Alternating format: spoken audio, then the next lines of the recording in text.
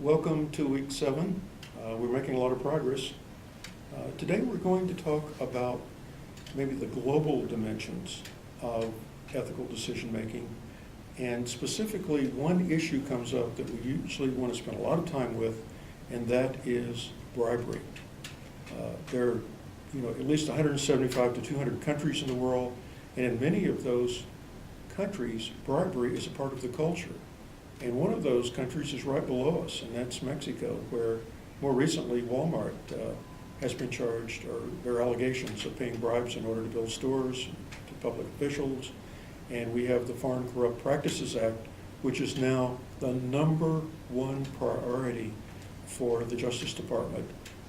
And so many companies have been caught on paying to public officials. It's a very difficult, slippery slope area to work in. And if you want to address this with your students, Google Transparency International and look at their country corruption index. They've got a heat map which color codes corruption perceptions for different countries, from yellow to kind of a maroon color, being more ethical to less ethical. And it's interesting for students to see where some of the pockets of problems are when you're involved in global business. We go to the Ethics and Compliance Officer Association meeting each year, and as OC indicated, bribery is #1 on their radar right now. And that's why, as OC does the business ethics abstracts for the Wall Street Journal, it's pretty easy almost every week to find a situation where a company is under investigation for violating the FCPA. And then also the UK Bribery Act is one that's coming into play for companies that do business in the UK. Well, one of the things is you talk with your students about what is a bribe, because we find that a large percentage of our students, even outside of the marketing area, go into sales. Let's face it, many people who major in finance end up as some type of advisor, or where they're selling financial products. The list goes on. You major in chemistry and you end up as a chemical salesperson. So the world is just full of opportunities that we want to provide incentives in order to attract a customer.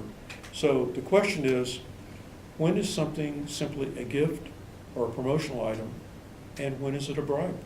That's a very important discussion point. And another dimension is, when are you paying to get something done as an outsider in that country, to get something unloaded off of a ship, cargo, perishable cargo, et cetera?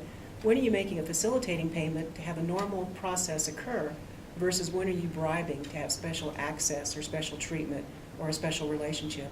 And that tends to be a demarcation that's sometimes difficult to determine what is the intent.